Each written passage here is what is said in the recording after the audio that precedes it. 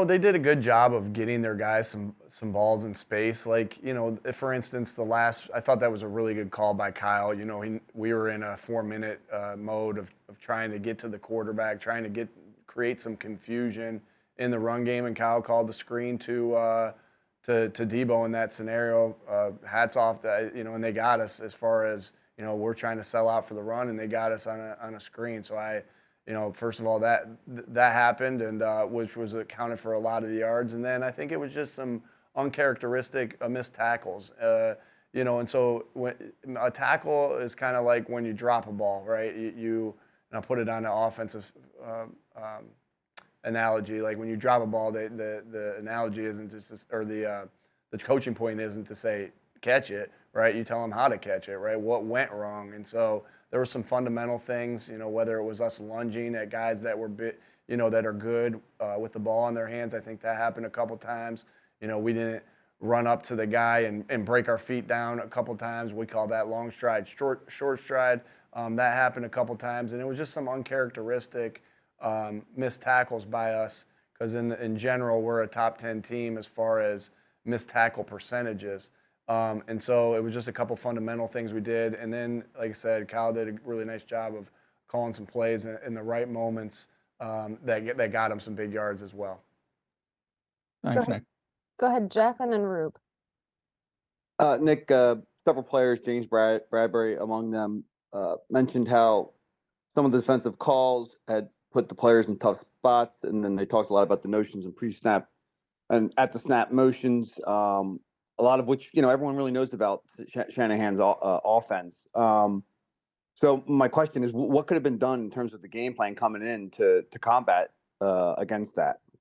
I think it's just major thing is just making sure that our detail is on, and hey, here's the job requirement for this if this look happens, and that if that look happens. It not necessarily is the answer to say do more, right? When you get a team that does a lot of different things like that with emotions and stuff like that, it's to make sure that everyone's on the same page at all times. And that's our job as coaches, to make sure that the job description is very clear. Here's what we do against a Y motion. Here's what we do against the F motion. Here's what we do against the F motion return back. Here's what we do against the F motion and speed, hitting like a jet motion. Here's what we do with a little short motion or a shift, right? And so the answer, sometimes the answer is to add this wrinkle or add that wrinkle, but against a team that does a lot like that, it's just to make sure everybody's on the same page. And I think that's where we just didn't do a good enough job of just making sure everyone was on the same page as far as, hey, all the little different things to the different motions that they could do. And so we just have to put the players in better positions to succeed. And when I say that, like, I knew what the plan was. I knew what we were going through. So that's not by any means anything at Sean, right? That's me. I'm looking at myself in the mirror saying, hey, well, maybe this was too much here in this one. We got to describe this out a little bit more here. And so I just want to make sure everyone's clear on that. When there's a mistake like that, that falls on the head coach, right? And I know, and so that falls on me. And so, we'll be better from that. And again, it's just cleaning up some of the job description things that we know we need to get better at. We'll go to Rube and then Tim. Hey, Nick, Hey, Rube. when you look at the defense's performance yesterday, do you see it as kind of an isolated game that you can flush, or a sign of maybe some issues that have been masked over the last few weeks because you had won games when maybe the defense wasn't at its best? We feel like we need to play and coach better on that side of the ball. There's no doubt about it, and we feel like we need to play and coach better on the offensive side of the ball. I think special teams is doing a really nice job in a lot of things that they're doing, and we don't live in that world of like, well, we won this mask that. I think that can mask it sometimes in the outside world and in the media. But we don't live like that here. Like we address all problems. Like, in fact, you can get after guys even harsher and better after a win than you can after a loss. Like, so nobody, like, I'm not offended by the question, Rube, but nobody lives. I definitely don't live that way, and our coaches definitely don't live that way, and our players most especially don't live that way, to say, hey, here's a mistake that happened, brush that aside just because we won. No, we're going to attack that every time. But to the question that you had to answer the question you just asked, we know we got to get better on the offense and defensive side of the football, and clean up some of the mistakes that we've made. And yesterday wasn't good enough on either side of the ball, and obviously that's where we were on the lopsided end of a loss. Go ahead, Tim, and then Zach. Hey, Nick, what was behind the lack of the running game when things were still when the game was still in hand or close, and why was it the right decision to have Gainwell outpace Swift in snaps? Well, to answer that second part of it first, like Kenny's been our 2-minute back. Kenny's been our third down back in certain situations, and so your first question, I thought, as far as why were we not in the run game or in that meaningful part of the game, I think where Kenny has more plays than DeAndre is when it turns into those situations. So we had a lot of those situations at the end, which lead to those numbers being like that. But as far as the run game, we know we have to establish the run game. We know we have to be better in the run game, and that's we just have to be. Have things where you get on the positive side. There was a couple times where we got behind the sticks. That doesn't mean you still can't run at that in that situation. But we got to be better as coaches, devoting ourselves to the run game to take pressure off everybody. And so, so as we looked at it yesterday, there's no doubt that we got to do that. But part of the circumstance of the game led to the other things with DeAndre not playing as much as Kenny.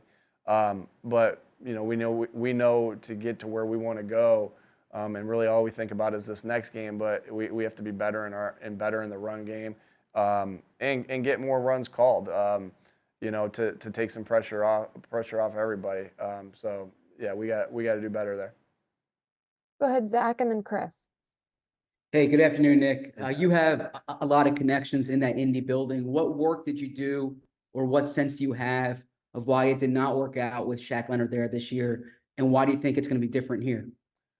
Yeah, obviously have a great relationship with a lot of people over there in Indy, and a great relationship with Shaq, and so we're confident in the player we're getting. We're confident in the person we're getting, and that's not as sometimes it's different because you're secondhand asking guys questions about somebody, and you ask the people that like.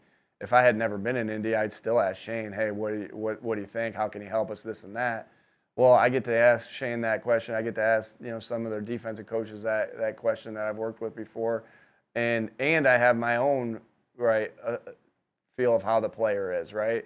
And not just me. I remember when I was FaceTiming him last week. I'm like, I was talking to him, and then I put the phone on Marcus Brady, and Marcus started talking to him. Then I put the phone on Jason Michael, and Jason started talking to him. Then I put the camera on Kevin Patullo, and Kevin started talking to him, right? And so, we all have that relationship with him as a player. And so, again, we know we're getting the right person, right leader, right, with all that. And we still have confidence in from the tape that he still can play. And he's been a high-level player in this league for a very long time. 18 his first year in, and so that's a long time to be a high-level, 3-time All-Pro player, and so still has a knack to take the ball away, still has that knack to run and hit the ball carrier, still has that length that he had, to make throws hard in the passing lane. So excited about the player we're getting. I don't want to make any mistake about it. I like our linebackers, and I know yesterday was a tough day for us. But I still have a lot of faith in the linebackers and the people that we have in the building. It's just going to be a good addition for us with Shaq in this building. Go ahead, Chris, and then Martin. Hey, afternoon, Nick. Hey, Chris. Given when it comes to Shaq, do you think given his experience prior playing this league, do you feel like he'll be ready to play on Sunday against the Cowboys? And do you also feel that what have you guys been able to do to help a lot of these veterans get ready, prepared, and sort of things such as, like, say, Zach Cunningham or some of the other guys you signed mid-season? Yeah, every position's a little different, Chris. Every scenario is a little different. Every game plan's a little different. We'll see. I don't want to put an expectation on them without letting him be here in the building for a little bit, I'll have a better feel for that. I know how smart Shaq is and how much he works at it. I know our coaches will work hard at it as well to get him up to speed. But like I said, some game plans have less in them, and some game plans have more in them. The style of team you're playing, all those, the player, how the player gets. There's so many different things that go into it. We'll have a better feel as the week goes, but we're going to try to get them up to speed as quick as possible. Go ahead, Martin, and then Brooks. I'm sorry, say me? Yeah, you, Martin. Okay. Hey, Nick. Hey, Martin. I wanted to ask you about Jalen. Obviously, he missed the 5 snaps to, get examined for the concussion. And he's kind of missed a game, games here and there over the past few years. But, did that kind of, bring back the reality of just, how important he is, to have him out there, no matter what's going on and everything? I mean, did you kind of get a sense of that yesterday?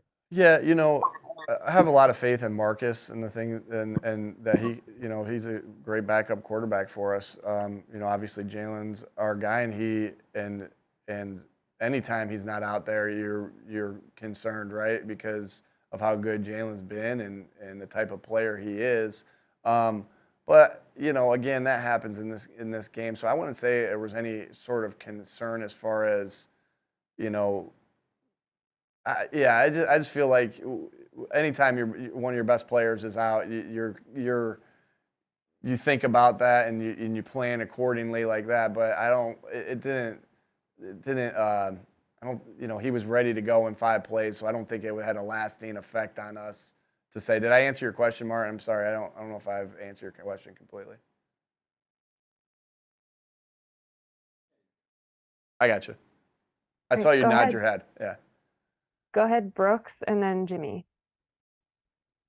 Yeah, Nick, you were mentioning about how you were saying you had confidence in Shaq in the tape that he can still play. You mentioned a few of those things specific to him in pass coverage. What were some of the things that you saw? Was it through things last week in y'all's visit? I mean, what things do you see in that that's specific to pass coverage for him? With Shaq? Yes. Oh man, he's got a knack for the football. That's something that isn't just my vision of watching him play recently, but also the practice reps I have against him, that I've been against him, not me, but our offense has been against him. And so him in pass coverage, his length is, and his instinct is really outstanding. I think that one of the, and he got a nose for the ball. I remember a play in 2019 where he showed blitz. It was at Tampa Bay. He showed blitz, and then he backed up out of the blitz, and they run some sort of slant route over the middle, and he got his hands on the ball and made a catch like a receiver would, and then took it to the house for 60-some yards. Y'all can look up exactly what it was. And I remember him after that saying, Coach, I played receiver too. And showed me a post he ran at, I think at South Carolina State. I don't think it was high school, but showed me a post route that he ran at South Carolina State where he made a really nice play. I remember watching that and saying, man, we probably could put him in there on a post. But it's just his length, his instinct, his ability to finish on the ball. And those are special qualities that he's had for a long time. That length is hard to throw around, both horizontally and vertically, right? And so, I have a vision of him at practice where we ran an RPO, and he gave us a pull read, right, on the RPO, and then boom, he sprinted back the other way and got his hand on the ball. And remember, Phillip Rivers man, he gave me a pull read. I go, I know, it was just an unbelievable play. What he just did and it goes back to, again, his instinct and his length. And so, looking forward to his addition to the team. Go ahead, Jimmy, and then Bob. Hey, Nick. I was just thinking back to last year. You had praised Miles for the way that he attacked an underthrown deep ball. I believe it was in the Colts game. Yeah. And I was just curious if you were happy with the way that Quez attacked the underthrown ball by Jalen against the Niners. Which Refresh me on. Oh, that one. Slightly different play, Jimmy. Slightly different coaching point. So Miles was running a go route, and then it turned into a scramble, and it was falling over his inside shoulder. So the sideline was, as you see me pushing, his sideline was to Miles's right. The ball was coming over Miles's left shoulder. And so that's the one where we like to teach, hey, step back into him and play through the ball, or slow down and let it fall over your inside shoulder and let the defender run through your back. And that is where I think it was Zaire Franklin ran through his back on that one. And we ended up, he did a great job of slowing down and doing that. Smitty had a very similar catch against Kansas City where he kind of slowed himself down right there. This was more of a jump ball, in my opinion, Jimmy, which was a little bit different because it wasn't like that was the type of ball where it was, because it was on a corner route now. So it's slightly different of where the defender was coming. So on the go balls, right, the defender was behind the guy, right? And so he had to slow down to do that. So it was a slightly different technique that you teach. On this one, it was a corner, and the safety was out of it, and it was a corner route, and the corner was coming back. So it was just slightly different angle and everything like that. And you just teach them to high point it in that particular case. The guy made a good play. I wouldn't teach the technique any differently to Quez. I think in that scenario, the guy just made a good play. I guess what I'm saying to you is it's just not the same fundamental because of the route, because of the way the DB's coming back on it. It's a slightly different fundamental of how you would catch that football. In that case, Quez did exactly what I thought he should do. Credit to number 20 for making a play on that ball. Okay, thanks. We have time for 2 more, so we'll go to Bob and then Bo. Hey, I'm just curious. The play, the 2 brotherly shove plays at the end of the touchdown drive. Obviously, last week Jordan Phillips had to play. Kind of concerning. Jason said what he said about that. On those 2 plays, if you look at the first one at the end of the play, Chase Young's kind of grabbing Jalen after the play is over, grabbing him by the horse collar, and then on the touchdown, I think it was Ward that shoved AJ at the end of the play. Is there concern that frustration from these other teams is going to lead to maybe one of your guys getting hurt because these guys are frustrated? So what Chase Young did was legal. If you look at the rules, anything inside the tackle box, 3 yards from the line of scrimmage and 3 yards past the line of scrimmage, they're allowed to yank a horse collar. So I don't take any, like, he's just trying to make a play to keep Jalen out of the end zone. That and then the other one, we've had that same thing happen if you look back at in the Super Bowl, that same thing happened with Zach Pascal and I want to say McDuffie or somebody. They got into that little. They just got into that little pushing match there. It's very similar to what happened with Ward and AJ. So I'm not concerned about that. I'm really not. I think the players in this league do a good job of playing their butts off, but also, they know the livelihood of the players, and I don't think anyone's trying to do anything cheap out there. I really don't. And so, like I said, with Chase Young, that's a perfectly legal play, and you're going to get some of the back and forth on the, on the touchdown there with AJ and Ward on that one. That's part of football. So no concern on my end there. And the one other thing I want to ask is, did you apologize to Kyle after the game? There was some talk about that, about the Dom incident. Yeah, we just talked after the game, and anytime you just always are going through it, and just it was really more so to say to Kyle, we respect you guys and respect your team, and so yeah, that was what that was about. Thank you. Last one here with Bo. Hey, Nick, not to belabor that, but there was a report about the league looking into that incident on the sideline. Just curious if you've heard from the league and also what Dom's reaction today has been to sort of being such a public figure. No, I haven't heard anything from the league. Dom is as good as they get in this business, and I'm so thankful for him. His natural, he's gonna always to try to diffuse situations, right? That's what he does. That's his job. And so, you know, obviously unfortunate yesterday, but, you know, I know it in Dom's heart. He truly was trying to diffuse the situation right there. I'm sad that it came to, you know, what it came to, that anybody got thrown out of the game, because, you know, the play was what it was, right? There was a lot of emotion in that game. And again, I know I've seen Dom have to do that before, where he's trying to, you know, diffuse the situation. That's what he does. And, you know, again, so, but yeah, I know where Dom's heart is in that, and it is truly to diffuse the situation and you know, to stop what was going on the sideline. Thank you. Thanks for your time, Coach.